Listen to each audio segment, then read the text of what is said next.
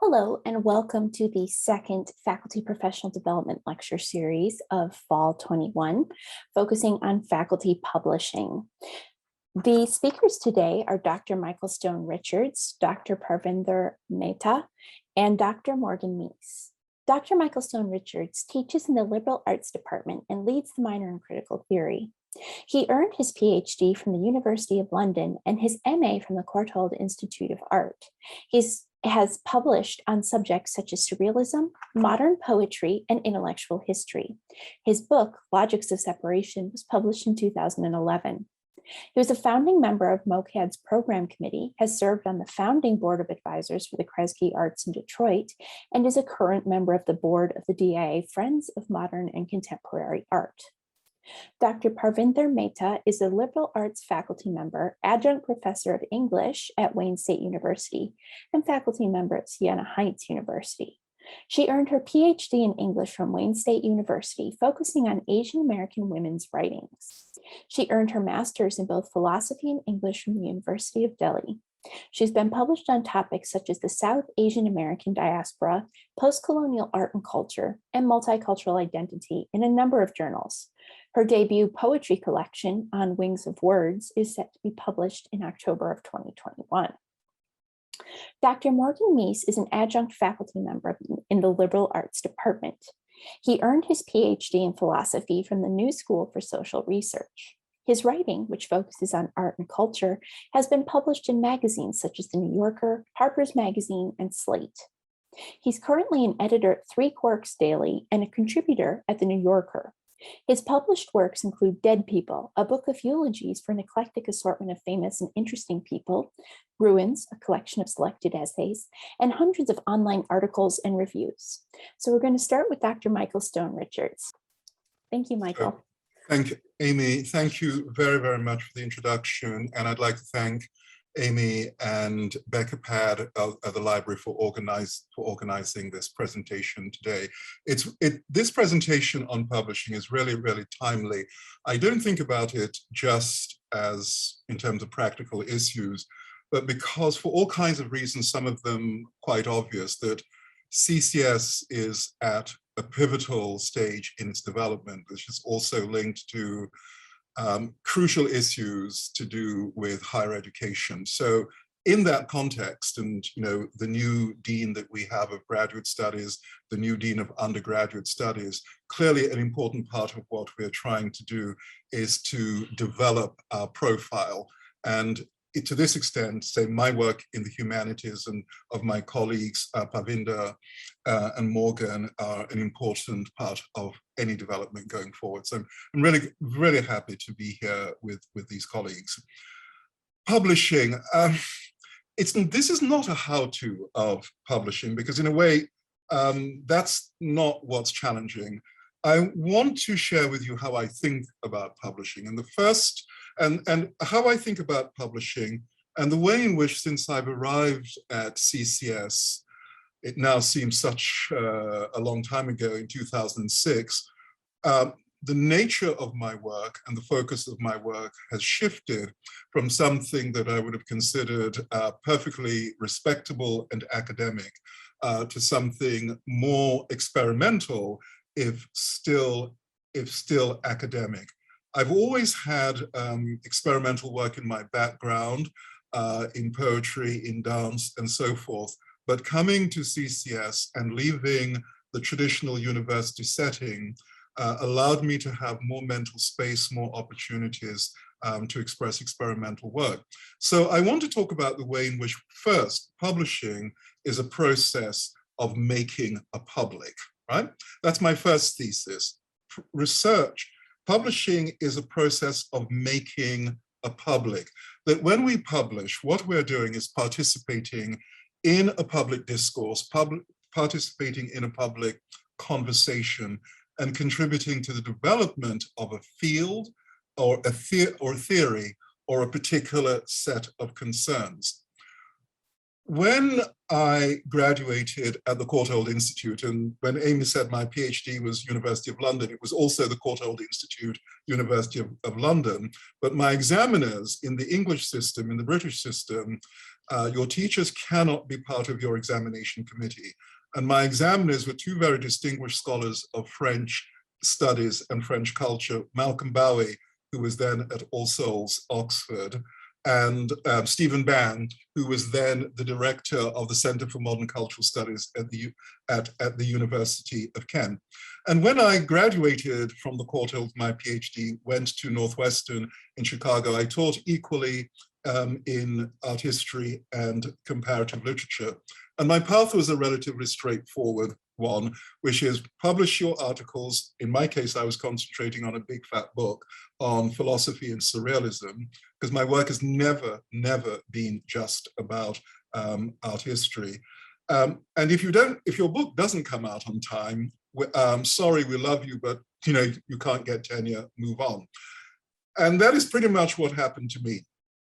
And then I went to a college out in Boston called Stonehill College, where for a couple of years, I was a visiting professor in English and comparative studies. At the time that I came to CCS in 2006, I was offered simultaneously a job in comparative literature at Colorado College as I was offered the job at CCS. At first, I thought I was just going to continue on the path of comparative literature, but there were lots of things that interested me, both about CCS and Detroit, and in particular, the Museum of Contemporary Art Detroit that was in the process of being formed. And though I didn't realize it fully at the time, when I made the decision to come to CCS, not to pursue my then professional identity of comparative literature, though I thought that's what I was doing, my contract was to teach comparative literature and critical studies. I had no idea that I was actually leaving behind my professional identity in terms of comparative literature. And truth be told, I had a moment of panic when I realized a certain moment in 2011, i.e. when one of my former students designed my first personal website. You're looking at my current website, which is in the process of being constructed right now. And when I looked at this website in 2011, I suddenly realized, with a combination of panic and exhilaration, that my work was absolutely no longer traditional university work. I had not planned this. In fact, in 2011, I published a 430-page book with a rather ponderous title, Logics of Separation, Exile and Transcendence in Aesthetic Modernity. That was a set of very, very close readings, philosophical and exegetical readings of modern poetry, Paul Celan. The part that I'm actually most proud of is an essay on Paul Celan and the Negro spirituals, Teresa Huck, Kyung Cha, Ralph Ellison, and so forth. And when this was on the way coming out, I thought, okay, this is going to be my sort of volume one of what I thought would be a 2-volume study in comparative literature, working in French, German, and English American and British English. And I was very proud of this work when it came out, and it's had a certain impact in a couple of areas. And of course, when you, in my field, before you publish a book, you typically are going to publish at least a couple of articles. In my case, in journals, I published a couple of really long articles in a journal called Glossator, based at Brooklyn College, that is devoted to exegetical commentary. The idea being you take one limited work, in this case, Teresa Huck Kyung Cha's Dictée. In another case, it was one short poem by Jeremy Prynne, and you do an exegetical deconstruction and presentation of that work. So the book that I published, first it was explored in essays published in various academic journals. Some were online reviewed, some were all peer reviewed, and some were physical print, which would then be 2 or 3 of those chapters would be collected in a book. There was an editor who was a colleague who invited me to submit a book proposal. That book proposal was reviewed and accepted. And the book took maybe 4 or 5 years to get together because I moved from Brooklyn to CCS. All of that was the traditional path, right? You have scholarship within a small community, publish long articles in specialist journals, collect them in a book, and then with a couple of new chapters. But after the book came out and my personal website went up, I looked at my personal website and realized my focus had drastically shifted. And I tell the story that I was somewhat panicked because I realized that the profile that I was developing whilst at CCS was no longer the traditional college or university profile. And in fact, I would just say bluntly say, my research would no longer get me a job in a regular university to teach comparative literature or any of the things that I was trained in. But on reflection, I realized that, but I was also given more liberty. And that liberty was to pursue a new field, a field of critical studies and critical practice. And I started exploring new work. When you look at my website, there's a section, the same young person who designed my first website is also in the process of constructing this. And this section on critical practice, I now see my work as about within critical practice and critical studies, which is the language of the contemporary art school within an international context. And this is a book that has been contracted with Sternberg Press in Berlin and MIT Press here. And this is the blurb that I put up is the blurb that comes directly from MIT and Sternberg. And what is different about this work is that I regard this work as much more experimental, somewhat more speculative, but anchored within contemporary questions, international. I'm incapable of thinking in just uniquely local terms, but within international language of art and design of a philosophical nature. And so I found different places to publish. The first piece, after giving a number of lectures at various venues, the first piece that I published was with the Eflux online journal, a particular section called Future Public. Care comes in the wake of retreat. So Eflux, my work has always been about architectural history, architectural culture, and colleagues who had listened to me lecture invited me to publish this article, which I wanted to publish because the pre-publication, as it were, is a way of exploring your new concepts. I really need, first I lecture, first I teach, then I lecture, and then I try to publish a couple of pieces. And at each stage, the work becomes more rigorous and the response to the work more critical until we get to the book. So this article came after I'd given about a dozen public lectures around the country, and very much was my statement of intent as to what the book, now called Care of the City, would be about.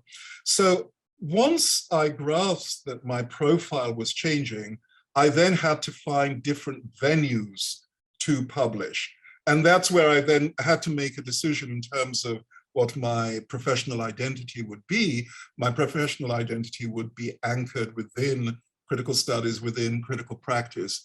You can't publish unless you are clear. I would say you cannot consistently publish, let me clarify that, unless you are absolutely clear about the identity of your work. Because only when you are clear about the identity of your work can you then find the appropriate venue, whether they be book, journal, essay, or experimental work online. And once I became clear about that identity, I then pursued. I've also just very quickly found being an art school, in other words, being in an environment where tenure was not was not a problem, allowed me to be more experimental in publication. Detroit Research is a journal, 3 fat volumes that we've published. The 3rd volume is going to be coming out very shortly, which we've been able to bring together academics, artists, local and international people. This is the cover of volume 3 that is in the process of being designed. It's almost done. Some content, the theme of the volume is sound. We have Morgan Meese, for example, has an article in here. We have photo essays from a Cranbrook student who went out west to Washington, Seattle, to document interactions of police and protesters post George Floyd. So we have things that are both artistic reflections, academic essays, and more essayistic work. One of the models that I want to mention before I wrap up is one of my favorite examples of this kind of experimental approach that is national and international, academic, artistic, and non-academic, is the Detroit-based Flint magazine, which describes itself as a multimedia magazine in a box. They've published 2 volumes. The 3rd volume is about to come out, and it's a collaboration between people in Detroit and Beirut. Volume 4 is between Detroit and LA.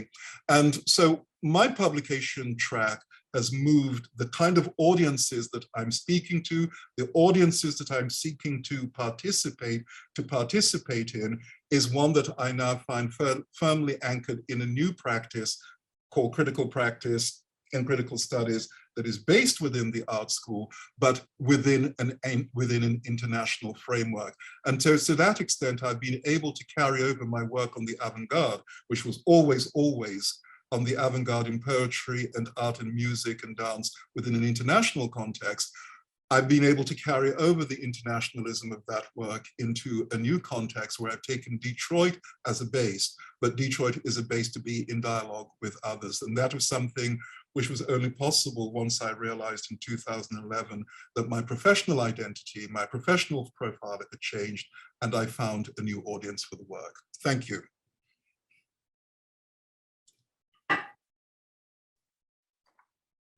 Thank you so much, Michael.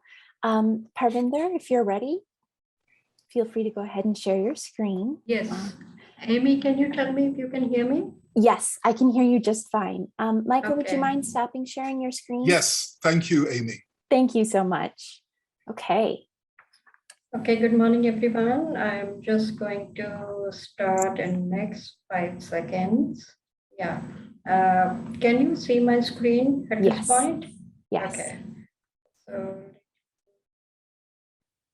Okay. So good morning, everyone, and thank you, Amy, for this opportunity of sharing my thoughts on faculty publishing. I'm an Indian-born Sikh American emerging poet. I never thought I would say that I am a poet, but here it is. It actually happened, so I'm really pleased about that. I've been at CCS, I've been teaching since 2014, so almost 7 years. And I really appreciate this opportunity to talk about some of my publications and other things. So I basically, when you graduate with a PhD, the main thing, I think in most cases for us in academics, the dissertation is basically the first experience of that kind of academic research and methodology. So my dissertation focused on negotiations of immigrant identities in selected fictional and non-fictional works by 20th century and contemporary Asian American women writers. So now, more than a decade later, I'm still working on this idea of an academic monograph, which is revised from my dissertation, but it's so much different from what I began in the doctoral program. So my interests have kind of expanded out to talking about different cultural framework. So my original dissertation, the title is there, Alternative Identities, Negotiations in Immigrant and Transcultural Discourse. So after graduation, I got an opportunity to teach world literature in another university. I designed independent courses about idea of encountering otherness. So I got more involved in this issue of conceptual frameworks of otherness, West, non-West, and so forth. So teaching such courses, they allowed me to explore the foundational critical theories on otherness. So that's where I kind of became more fascinated with the critical lens of affect theory, so effects, how does that, and it's kind of drawn from different disciplines. So I'm really fascinated by that. So consequently, my first academic monograph, hopefully this will also become a reality, is Mimic Women, Cultural Camouflage, Affect and Global Modernity. So I'm really excited about working on this project. I have kind of elaborated on the authors that I worked on in my dissertation. So I'm working on Patti Mukherjee, Mina Alexander, Maxine Hong Kingston, Amy Tan, Jhumpa Lahiri, and Ruth Oseki. So some of these writers are still producing great work. So it's really fascinating to work on that. I have also over the years written several other articles on which have also in some form or manner addressed the representational politics about narratives about Sikhs in literature and cinema. So I think that kind of versatility, I would say, has really helped me grow more as a scholar. So I'm pleased to actually have received an invitation to begin work on a second book project. So that's something which keeps me really occupied. And it's titled tentatively Imagining Sikhs Otherwise, Affect and Cultural Representation. So there are really interesting chapters on Sikhs in Bollywood cinema, Sikhs in Western literature, Sikhs in digital media. So this is something I'm really fascinated about. And this has been solicited for a special book series, a critical Sikh studies series by Routledge. So I'm really trying my best to finish up on all these different projects. My most recent project, which says that I am a poet, is this book, which is actually coming out in 2 weeks, almost 2 weeks. My publisher just sent me the box, the image of the box containing of all the books. So I'm waiting for that. So this is a book called On Wings of Words, and it's coming out from a UK-based publisher in London, Carlis House. And maybe CCS can do a virtual launch someday, but that's another thing. I actually never thought that I will write poetry. So this kind of, I think I'm really thankful. I appreciate that. Teaching different kinds of courses about the idea of otherness, and then kind of teaching poetry also kind of made me think, how is it that poets respond to the world around them? How can we develop keener insights through the medium of poetry? And so I started writing some poetry, some poems. I shared it with friends, and they really liked that. And I really got amazing encouragement from other academic friends who published some of my poems in their anthologies and other things. So this is where I kind of see, I'm an academic scholar, but I'm also surprisingly now a creative writer. So living in US for more than 28 years and having worked on immigrant literature, I think that kind of made me think and rethink about my own identity and finding intellectual investments about being a Sikh American writer. So as an emerging female poet of color, I am deeply drawn towards representing moments of innocence, moments of struggles, migrations, displacements, and so forth. So I really am looking forward to it. I am hoping that this book will allow readers to patiently listen to ideas of social justice. My book is heavy on the ideas of social justice and a demand for having a more ethical and compassionate world. So I hope you all can support my book. I will send the link to you, Emmy, when I get it. It will be distributed through Amazon worldwide. I really like the questions that were presented initially, and that's my book. Doesn't it look great? Okay.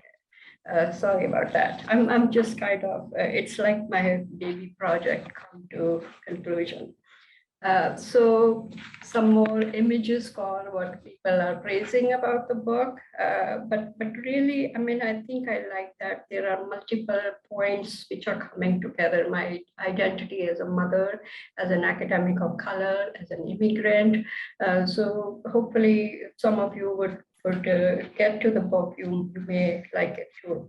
And there are some of my other colleagues, peers who have read the book in advance and they have given their endorsements.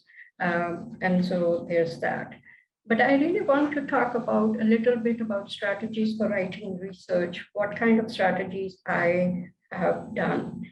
I think I like the idea of working on multiple projects, and that kind of helps me. That actually made my poetry book possible, right? So I would be doing research on academic projects, which have kept me engaged. So most of my academic writing has come from the emergent, the relevant discussions in disciplinary context. So for example, I have this kind of what is called a response-based approach. You know, I look at new titles that are coming up and kind of understanding how the discipline is getting changed and evolved in the process. So that's one strategy I would say, that be informed of the current research and disciplinary context. What are the newest titles? I think it really makes sense to be apprised of what all new work is being done by the scholars in the field. And this suggestion I really found to benefit for myself. Use social media. I actually, you know, social media, people think that it's only for selfies, but I think I benefited a lot from using social media to, sorry, my window went. Okay, so use social media to your advantage. Join academic groups. So don't take too many selfies, but use academic groups, because I think that's where I was able to get a lot of resources or guidelines. You know, what are the new publications coming up? What are the new conferences? So that helped me a lot in being able to write on different topics. And obviously, I also kind of received invitations to write on certain particular topics. Choose topics that embrace this idea of newer, innovative approaches. So that's another strategy that I found very helpful for myself. Okay. Then examine how you can bring interdisciplinarity in your work. So having been in academia for almost 20 years, I realized that we can really benefit from interdisciplinarity. Teaching in an art and design school actually make me really see the relevance of art history, for instance, you know, or how if you're working on a field of affect theory, how the idea of art therapy can be included to get insights, different insights, and how you can use that. So I have definitely benefited from that a lot. Amy, feel free to stop me when you see that I'm done. But I have a couple of slides. I like the question about time management. In my strategies, make a list. Sometimes the list is not complete or accomplished, but that's okay. I think making a list kind of helps us understand how to work on the projects. I have been teaching in another university accelerated courses which was for adult learners. And in that, one unit was all on time management. And some of these adult learners who are non-traditional students, right, they come back and they do not know how to bring that sense of balance in time management. So I kind of would teach them about this Pomodoro technique, which is basically what you do is just write, you do your work, set the timer for 25 minutes. And then there's another technique called pickle in a jar technique, where you list your works in the range of importance. You know, it's a really fascinating theory. So students were actually able to see, match what technique might work for time management. So I kind of have followed that. And then the Alpen method, which now I realize I've been actually doing that as a kid. We would always make a list and see how much and anticipate the time that would be required to finish that list. Maybe clean up the living room, 20 minutes. So just an example, right? And I think I really found that very beneficial in my being able to, okay, let me write 1,000 words in 15 minutes. Can I do that? So that these are the different, I think we have to, in scholarship, you have to force yourself to manage with these different techniques. So the publishing process is one, which is really, I want to talk about, it requires a lot of patience. You keep waiting, you write something, you submit it in publishing venues, and then you wait. So what do you do in the meantime?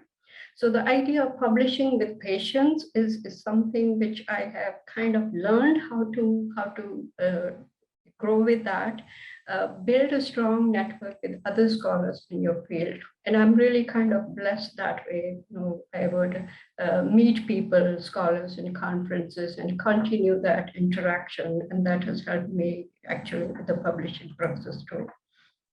And another suggestion that I got from a senior colleague once was to aim for higher tier journals, even with low acceptance rate.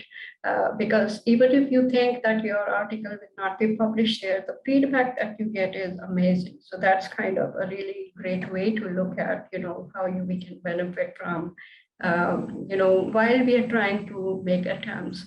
I do have, I think, 12 or 13 articles which have been published in, all of them have been published in peer-reviewed journals. So that's, I think, I really kind of cherish that.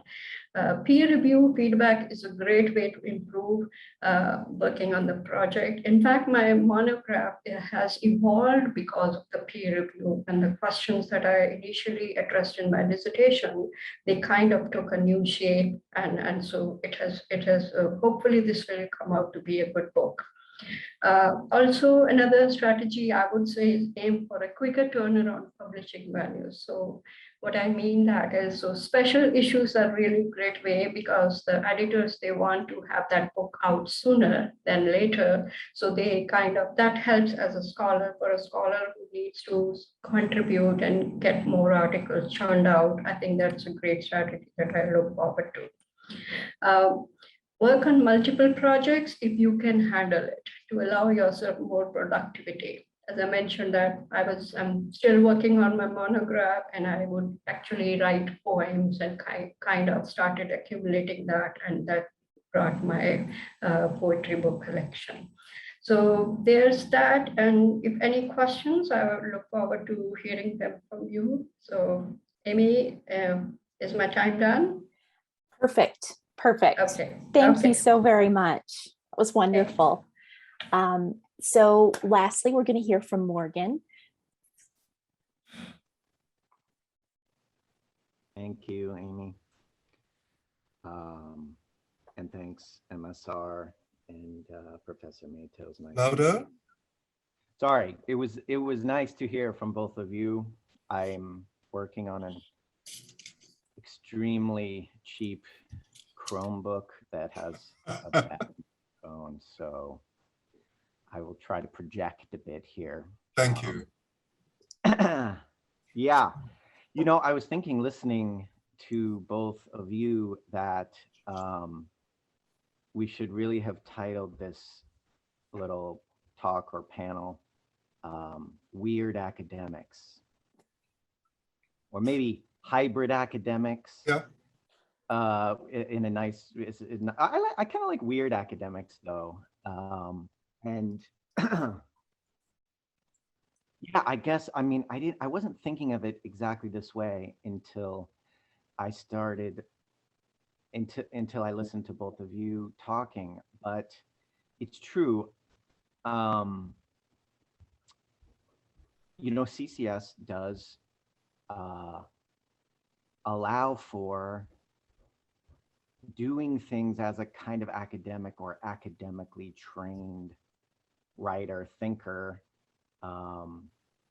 that you wouldn't necessarily have in another context. I mean, I think, I have a somewhat similar story here in that I did a philosophy PhD. I wrote a dissertation that's a, pretty academic-y dissertation on Walter Benjamin's Arcades project, Passagenwerk, and it's about the neo-Kantian background in which Benjamin was trained, and the Arcades project as a kind of philosophical response to the dead end of neo-Kantianism. Blah blah blah. You're already tuning out here. It's not a bad. It's a pretty good dissertation, I think personally, but it's like academic philosophers in the continental tradition are going to be interested in it, but that would be a very specific track. The other thing, though, I was doing in my life at that time is that my spouse and I started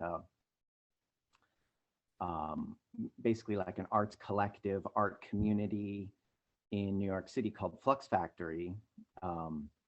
It's a community in that people live together in a crazy warehouse, but we were also making art together and creating an alternative art space. And that was a huge part of my life as well, but I'm not sure I understood how those two things, in a way, I was living two separate lives for a little while. I think one of the reasons I ultimately ended up at CCS is because I was trying to figure out a way that living and thinking and performing, acting out art, being an artist of sorts and being an academic of sorts, like how do those two things actually affect each other, and even transform what you think of as doing academic work, and also maybe transform what you think of as doing art or what art practice is. So, ultimately that led me to being much more interested in producing work that's definitely informed by I spent a couple of decades, doing serious reading and studying and research in philosophy and in aesthetics theory, more specifically, and I'm still very interested in aesthetic theory.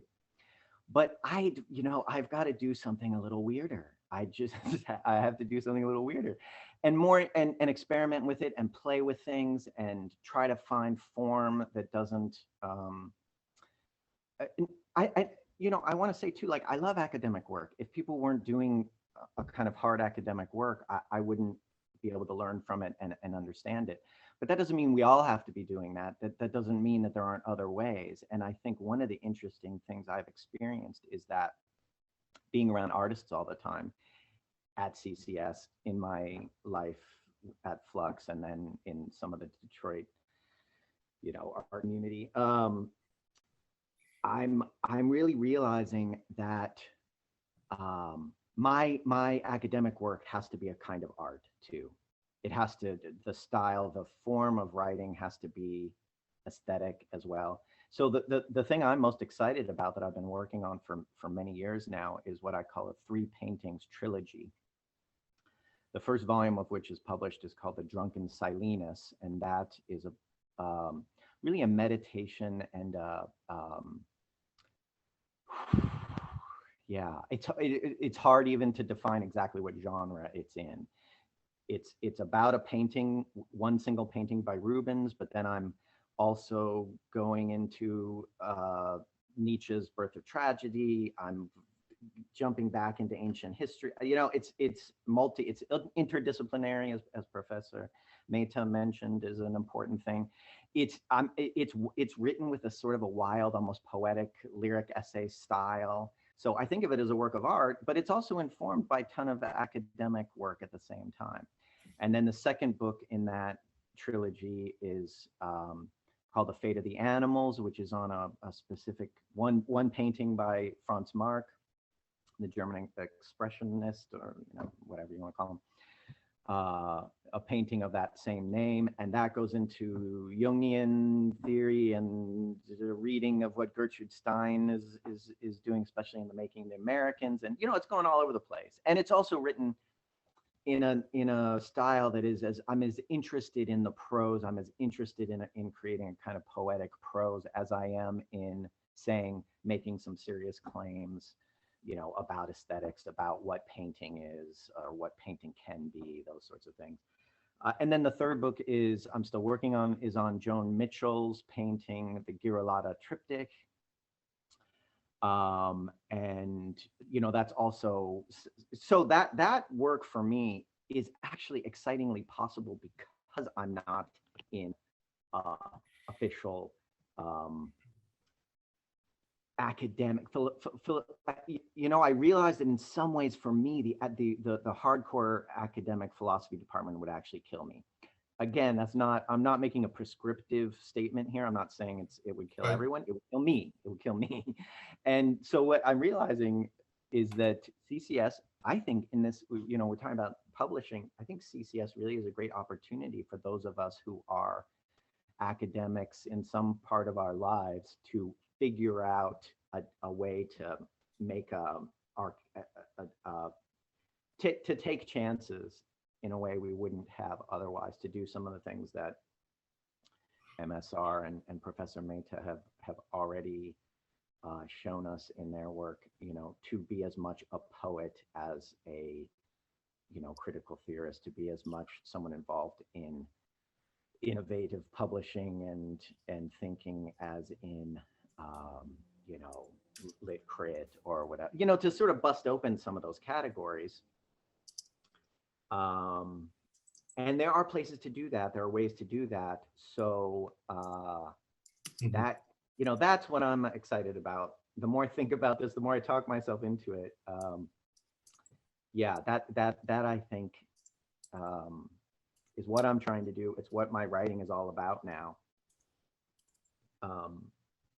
Finding a form, finding a style that can merge the art of writing with the academic rigor, with the academic background, with the interest in serious thinking and serious theory, and sort of putting that all together. So yeah, I think I'll shut up now and allow anyone who wants to ask more about that or talk more about that to step in. Thank you all. Thank you. Great, thank you so much. To answer the question in chat, yes, the recording will be made available, and that email will be coming out soon from us. So if anybody has any questions, please feel free to raise your hand or put it in the chat. In the meantime, I do have a couple of questions.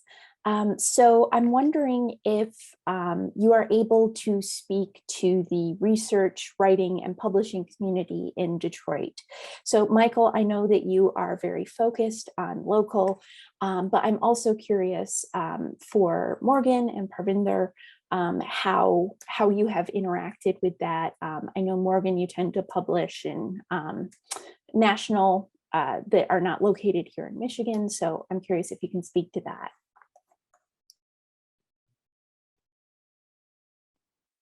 Morgan?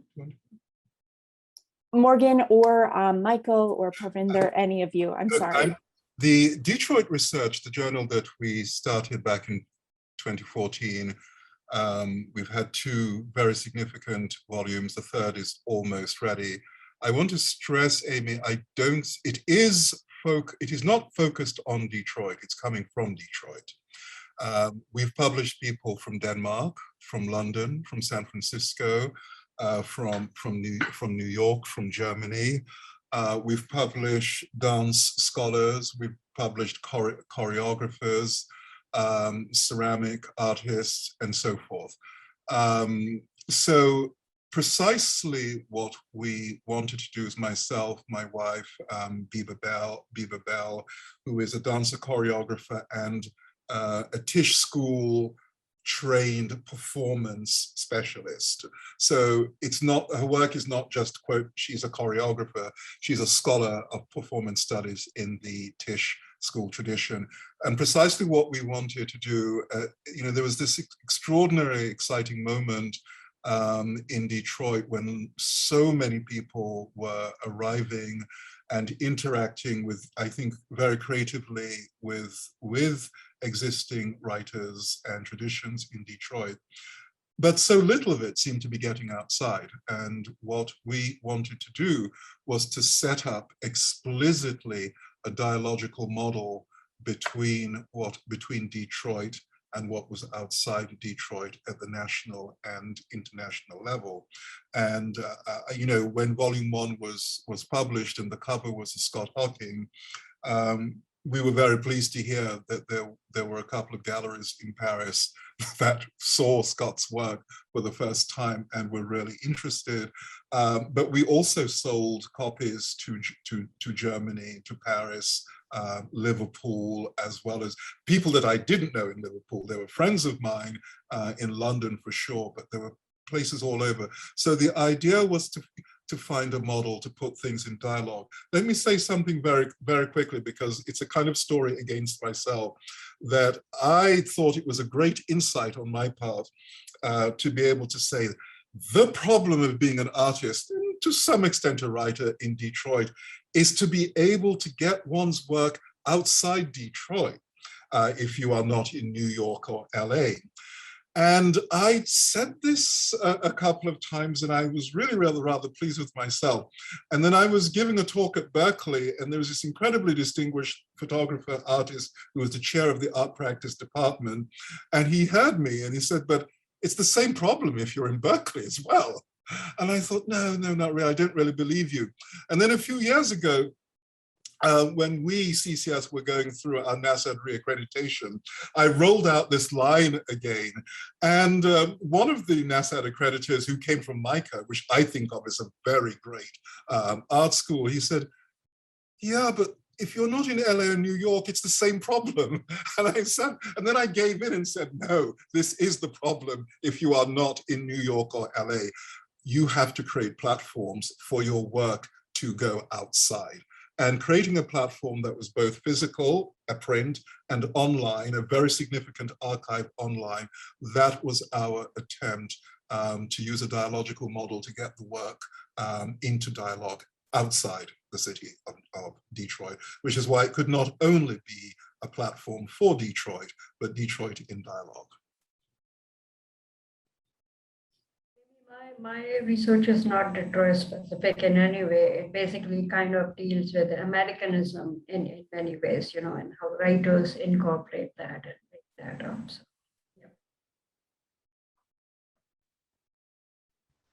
yeah. Yeah, I guess maybe, you know, we all work from the situation that we find ourselves in.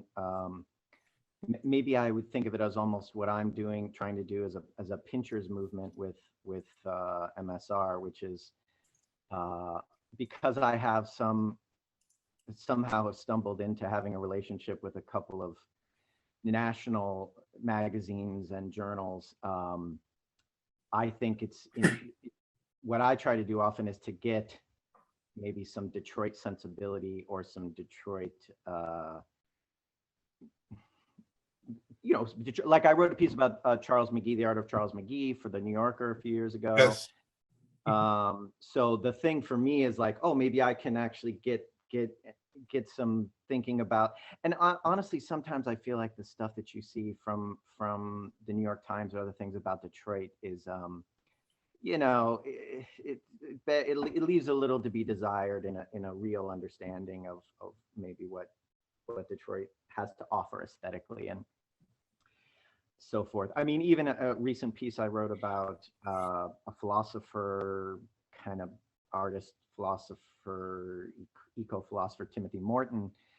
You know, I managed to end the piece with a little story about the art space that my wife and I are creating here in Detroit. So, you know, I'm sort of constantly trying to bring some sense of Detroit sensibility, because my life is so much now shaped by thinking about Detroit and being engaged with Detroit experience. What is the fundamental aesthetic experience of Detroit? I think that's an important and interesting question. So I'm trying to bring that question a little bit into the things I'm writing for a national audience.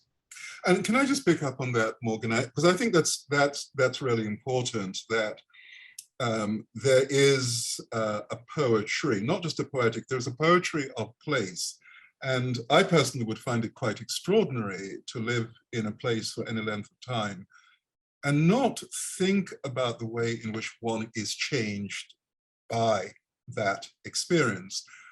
And for me, there are ways in, we don't have time to go into everything now, but I find myself completely surprised by the way in which living here, getting involved in the art community here has changed my outlook. I mean, you know, one of the things that happened, my work was in philosophy, poetry, and modern European art.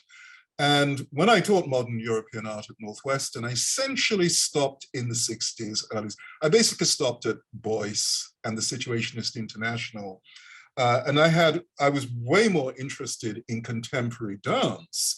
That I followed very, very closely. But contemporary art kind of bored me. But it was actually living here, not living in New York. When I came here, I came from New York. And there were just so many incredible museums. I spent a lot of time at the obvious places because, you know, there were great paintings I wanted to keep looking at. And it was moving to Detroit, strangely enough, that got me completely involved in questions of what makes art contemporary, what makes practice contemporary. And it was living in Detroit where I started to take that term practice as not just something that sociologists and philosophical anthropologists talk about, but that artists talk about. So Detroit for me was the place where I started to think more autobiographically in my writing, which led to the desire to explore a new genre of writing, like you, between that obviously it's academically informed, but which is not just devoted to exegetical studies. And then finally, it's living here, that living with some really, really great artists. In my first 5 years here, you know, I've had, other than being happily married, the great experiences of my life are linked to college. The happiest time of my life was when I was in Cambridge. The next happiest time of my life was when I was at the Courtauld Institute. The next happiest time of my life was when I was at Northwestern, right? That's my life. My daughters joke that, oh, so since the age of 5, you've always gone back to school every September. And in coming to Detroit, that education was with the artist community. And it really, really surprises me still, the depth of that impact on me. So one of the ways in which this has shown itself is that I can't just do the traditional academic writing. And it's in Detroit that I started to ask myself, well, what other ways of writing are there? And, you know, that's where I think that you and I, when we met, we had lots to talk about. So so what is a disciplined form of writing that is not just an academic writing? I think that is something that the art school permits, and that's certainly what CCS in Detroit has permitted for me.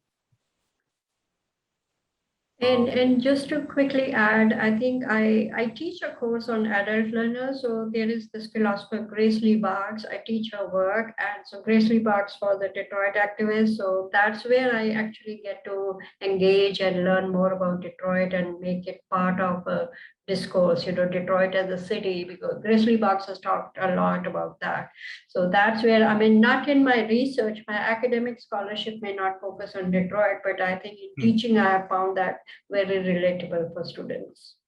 But there's a way in which, Parvinder, that, you know, Detroit is a stepping stone, it's a springboard, Right. because there is no problem, you know, when I teach my class in Care of the City, so there's not a single problem Detroit has that is unique to Detroit, but there is a way of thinking that begins by being anchored in place, before one, as it were, grasps that a particular place is always an example of something else, and that is the surprising discovery, both in oneself and in what one is studying.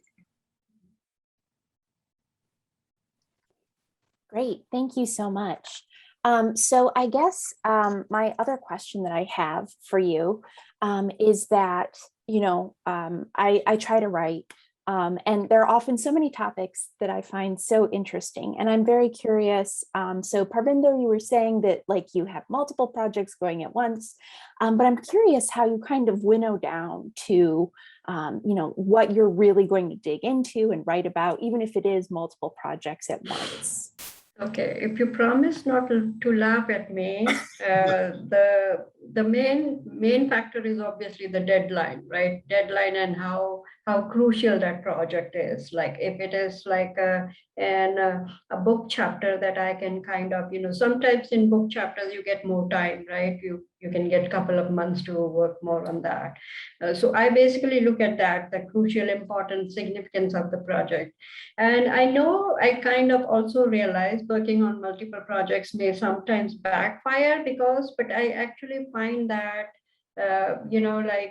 it gives me a really great coping mechanism when I don't want to, like I worked on my dissertation for 5-6 years, then I kept it away. I didn't really, and I actually wrote articles on other topics that I wanted to write about Indian partition and other articles about secularism and its representation, that so going away from one topic, one subject to another different subject actually gave me time to rethink my own dissertation and kind of think about how to bring that up. So I hope I'm making sense. I mean, I look at the significance of the project. How will this help my own other project, my monograph too?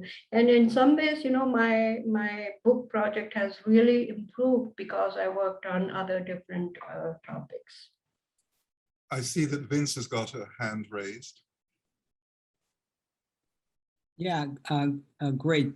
First of all, thank all three of you for really interesting talks, and having been a person who's been in the city and left and came back, your engagement, and I'm Parvinder, I'm not familiar with your work, but I certainly am familiar with Michael and Morgan's. And so the question, and I don't know if it's a question or an observation, but maybe you can respond to it. Michael, you talked about the freedom, and Morgan similarly the same thing, and even Parvinder to say, well, I'm a poet. And I'm wondering if being at CCS and being out of that typical academic track is essentially telling you to think like an artist. Yes. Absolutely. Yep, I agree. But the question, Vince, is also with what kind of discipline. In other words, it's not I've no patience, and Morgan, this is not to be misinterpreted because I know exactly what you're doing and I greatly appreciate it. I have no patience. I am a college creature through and through. And I have no patience for people who want to dismiss the merely academic. The question is that if what we're given as college people, we're given an extraordinary gift, and that is the gift of time.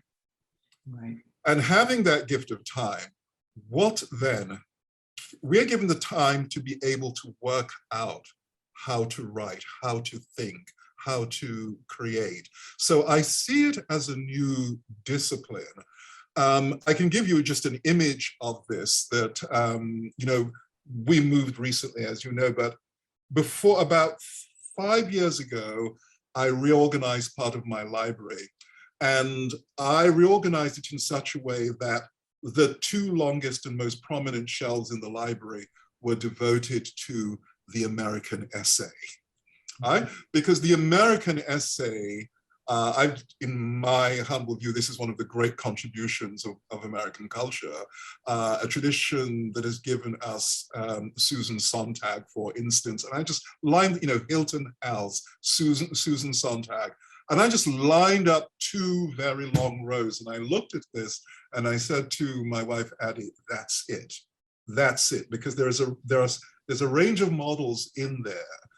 From the lyrical to the quasi-academic, that there's a new discipline. There's a new discipline. And so long as one recognizes that the freedom is freedom for a new discipline. Yes, and of course, it's not something that I expected. It's certainly not some, as I said, in 2011, when I realized what was happening, there was a sense of panic because, you know, I know what it is you're supposed to do to be seriously considered in certain places. But what I also know is that there are other great art schools that help us and great writers who are absolutely at the top of their game. And so we're learning from that. And the art school is a great model for that. Excellent. So- Thank you so much. I'm so sorry to have to cut us off, but we do have a 12:30 deadline. So thank you so much for participating and for attending. This was really wonderful, and I hope that it has kind of sparked some ideas for our attendees. I do want to mention that we have our next faculty professional development lecture series coming up, and that's on November 5th. And it will be with Molly Diana, who will be leading a mindfulness workshop. So we will hope to see you all there. And again, thank you so much for your participation today.